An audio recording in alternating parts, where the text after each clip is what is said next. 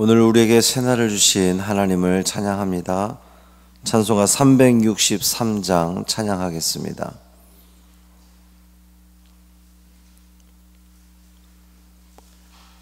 찬송 363장.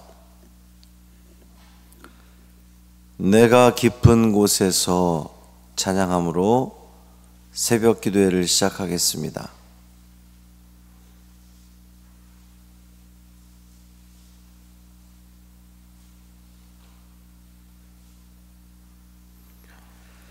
내가 깊은 곳에서 주를 불러 아뢰니 주여 나의 간구를 들어주심 바라고 보좌 앞에 나가니 은혜 내려 주소서. 주가 죄를 살피면 누가 능히 서리요.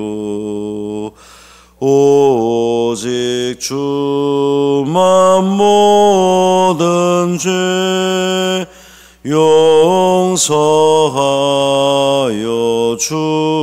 주시니 주님 앞에 떨면서 용서하심 빕니다. 파수꾼이 새벽을 기다리고 바라듯 나의 영혼 주님만 간절하게 바라네. 이스라엘 백성아 주를 바라보아라.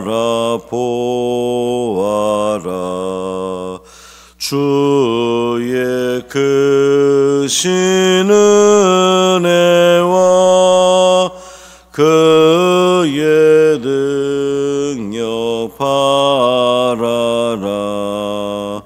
주의 깊은 은총에 우리 구원이 있으니 변함없는 주님만 믿고 기다릴지라.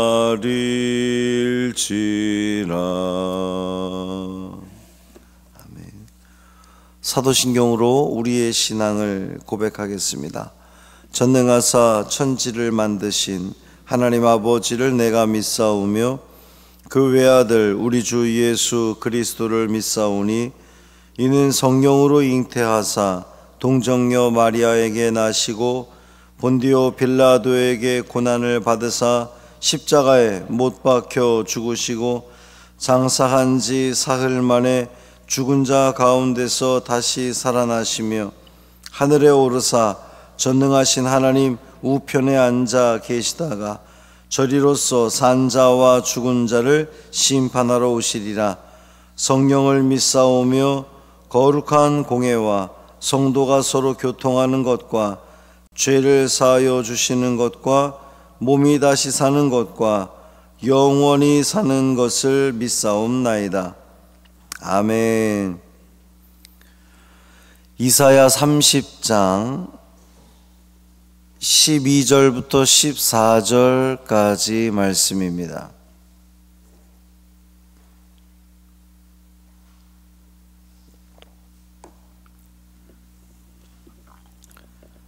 이사야 30장 12절부터 14절까지 말씀 우리 함께 읽겠습니다. 이러므로 이스라엘의 거룩하신 이가 이같이 말씀하시되 너희가 이 말을 업신 여기고 압박과 허망을 믿어 그것을 의지하니 이 죄악이 너희에게 마치 무너지려고 터진 담이 불쑥 나와 순식간에 무너짐 같게 되리라 하셨은즉 그가 이 나라를 무너뜨리시되 토기장이가 그릇을 깨뜨림같이 아낌이 없이 부수시리니 그 조각 중에서 아궁이에서 불을 붙이거나 물웅덩이에서 물을 뜰 것도 얻지 못하리라. 아멘. 이 말씀 하나님 말씀입니다. 1738년 5월 24일 오늘 저녁 7시 45분 영국 올더스케이 거리에 있는 한 교회에서 모라비안 집회에서 사회자가 로마서 서문을 읽는 것을 듣던 존 웨슬리 목사님이 그 마음에 뜨거움을 느끼게 됩니다. 존 웨슬리 회심, 사실 회심 그러면 뭔가 이렇게 그릇된 것에서 돌이키는 걸 회심이라고 그러는데 회심이라기보다는 하여튼 좀 다른 표현을 쓰면 좋겠지만 어쨌든 그 감리교 공식적인 표현이 웨슬리 회심일이 바로 오늘입니다. 우리는 감리교도들인데 한국 이 감리교회의 감리교회 다움을 위해서 기도해 주시기를 바랍니다. 더 이제 구체적으로 자세한 이야기는 이제 이번 돌아오는 주일 성령 강림 주일 및 웨슬리 회심 주일에 말씀을 통해서 또 11시 예배는 우리 김진두 교수님 말씀을 통해서 여러분 은혜 받기를 바랍니다. 한 가지 더 말씀을 드리면 오늘 저녁부터 오늘 저녁이 아니죠. 오늘 11시에 있을 수요 예배는 갈릴리 성전에서 드리겠습니다. 인원이 너무 많아져 가지고 베델 성전이 비좁아서 큰 은혜죠. 베델 성전이 비좁아서 거기가 지금 어렵습니다. 너무 꽉 차서 오늘부터 갈릴리 성전에서 예배드리도록 하겠습니다. 어제 말씀에서 패역한 유다 백성들은 선지자에게 요구를 하는 거죠. 더 이상 하나님의 진실된 말씀을 전하지 말라. 또 이스라엘의 거룩하신 이를 떠나게 해라. 다시 말하면 하나님 보고 떠나시라고 좀 얘기 좀 해라. 선지자한테. 이사야 선지자요, 하나님 보고 좀 떠나시라고 하세요. 하나님이 늘 같이 있는 게 불편합니다. 부담스럽습니다. 그러니 하나님 좀 멀리 떠나가시라고 하라고 그렇게 요구한 거예요. 그런 요구에 대해서 하나님 어떤 반응을 보이실까요? 하나님은 그들을 향해서 패역한 자식들이다, 패역한 유다 백성들에게 심판이 내려질 겁니다. 그러니까 애굽을 의지하지 말고 하나님을 의지하라는 말씀을 이 유다 백성들이 거절을 했고 그것도 없이 여겼고 뿐만 아니라 헛된 것을 쫓아갔던 유다 백성들은 하나님의 심판을 면하지 못하게 되는 겁니다. 12절 말씀 보면 이러므로 이스라엘의 거룩하신 이가 이같이 말씀하시되 너희가 이 말을 업신여기고 압박과 허망을 믿어 그것을 의지하니 그랬어요. 이제 압박과 허망, 애굽을 이야기하는 겁니다. 애굽, 압박과 허망. 압박은 이제 유다가 애굽의 도움을 청하기 위해서 애굽을 빈손으로 갈 수 없잖아요. 사신들에게, 우리 말씀 봤죠? 사신들에게 잔뜩 예물을 실어서 그 위험한 내게 그 광야를 지나가게끔 했단 말이에요. 통과하게끔. 그러니까 애굽에 갖다 줄 그 예물을 준비하기 위해서 고스란히 백성들에게 세금이 징수되는 거잖아요. 압박. 또 허망은 아무런 유다의 도움이 되지 않는 애굽을 상징하는 겁니다. 이사야가 심판을 내리실 하나님의 칭호를 뭐라고 표현했냐면, 누가 그 심판을 내리신다는 거예요? 이스라엘의 거룩하신 이가 그랬거든요. 근데 이 표현은 어제 말씀에서 우리가 봤지만 유다 백성들이 우리로부터 떠나게 해주십시오. 누구를? 이스라엘의 거룩하신 이를. 그러니까 그들이 표현했던 걸 이사야가 그대로 가져다가 이렇게 되치고 있는 거죠. 너희들이 떠나게 해달라고 요구했던 그 이스라엘의 거룩하신 이가 너희를 심판할 것이다 라는 말씀인 거예요.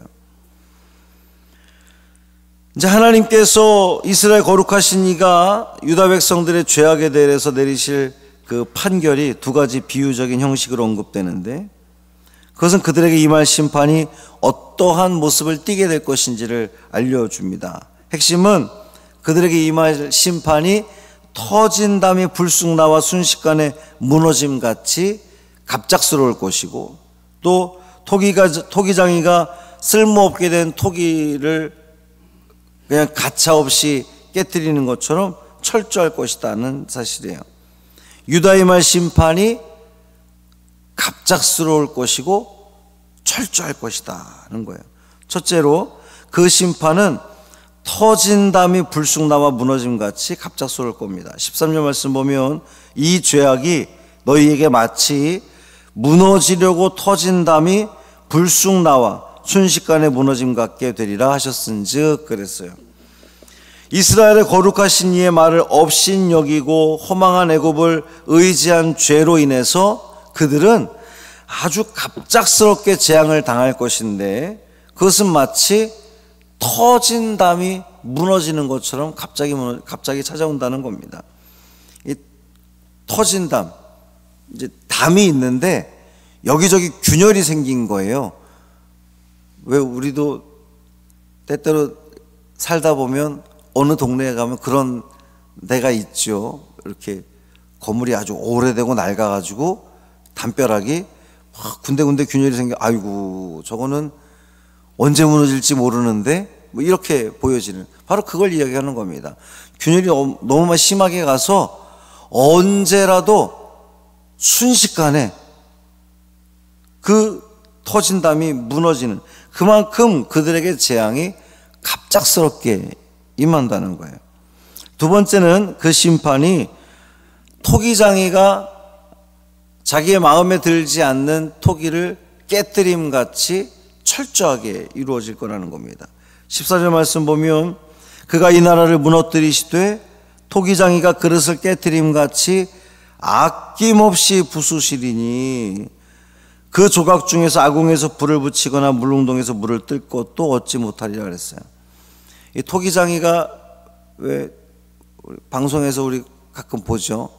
토기장이가 쫙 애써서 막 쫙 빚어내는데 탁 나온 거 보면 우리 보기에는 멀쩡한 것 같은데 토기장이가 볼 때에 흠이 있으면 야 이게 작품이 안 돼 그러면은 가차없이 망치로 깨뜨리는 장면을 우리는 봅니다.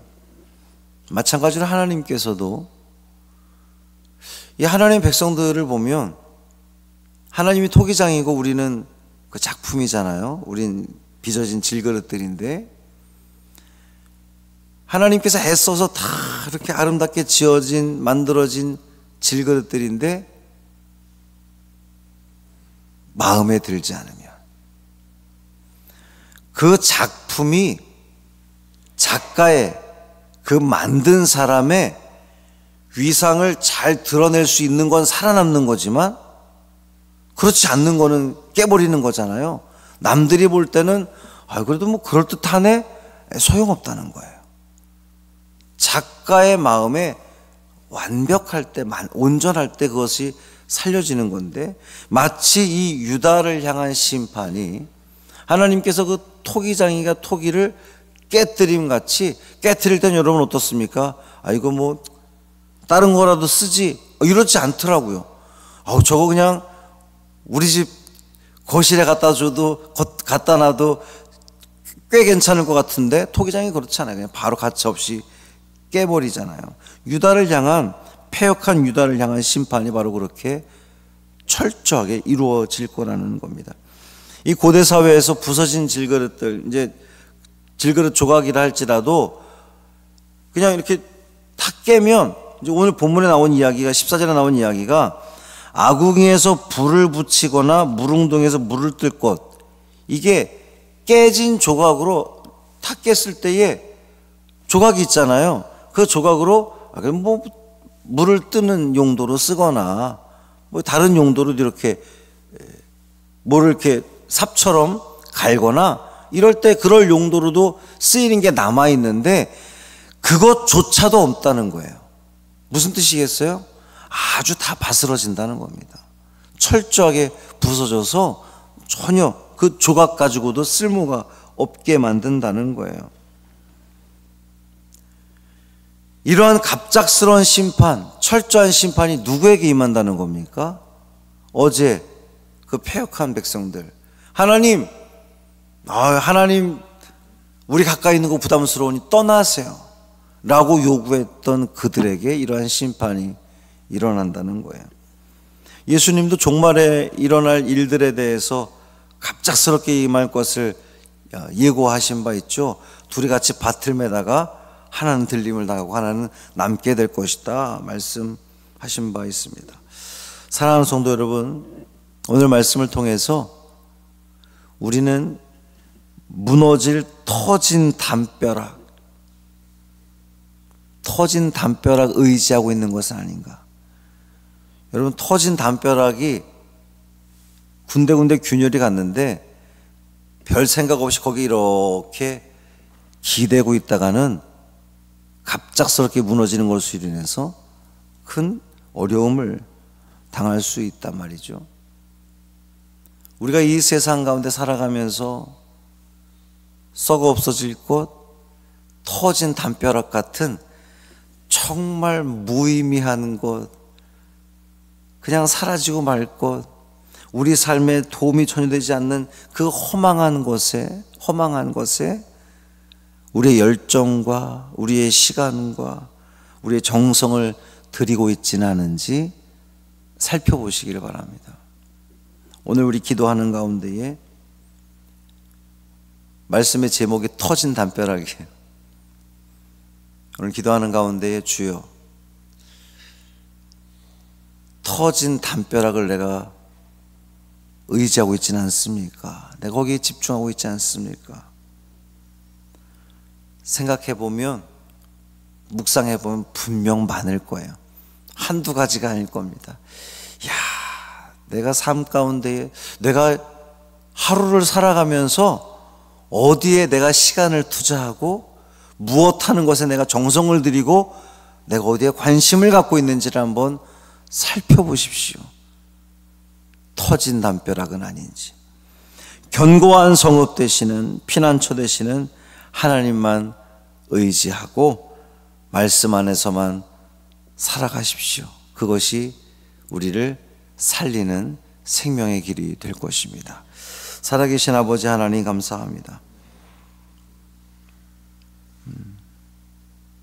아무리 생각해봐도 하루 24시간 살아가면서 우리는 견고한 성읍을 의지하기보다 금방이라도 무너질 그 터진 담벼락을 의지하고 있는 것은 아닌지, 그 터진 담벼락에 우리의 몸을 기대고 있는 것은 아닌지, 우리의 시간과 열정과 우리의 정성을 금방이라도 썩어 없어질 것에 투자하고 있는 것은 아닌지 살펴보게 하여 주옵시고, 어리석은 자가 되지 않기를 간절히 소망합니다. 지혜로운 자, 견고한 성읍, 하나님을 의지하며 하나님께 피하며 주님께 기대며 살아갈 때에 우리는 생명의 길, 복된 길을 살아가게 될 줄 믿습니다. 지혜로운 삶, 지혜로운 하루 되게 하여 주옵소서. 우리 주 예수 그리스도의 이름으로 축복하며 기도합니다. 아멘. 하늘에 계신 우리 아버지여, 이름이 거룩히 여김을 받으시오며 나라가 임하시오며 뜻이 하늘에서 이루어진 것 같이 땅에서도 이루어지이다. 오늘 우리에게 일용할 양식을 주시옵고 우리가 우리에게 죄 지은 자를 사하여 준 것 같이 우리 죄를 사하여 주시옵고 우리를 시험에 들게 하지 마시옵고 다만 악에서 구하시옵소서. 나라와 권세와 영광이 아버지께 영원히 있사옵나이다. 아멘.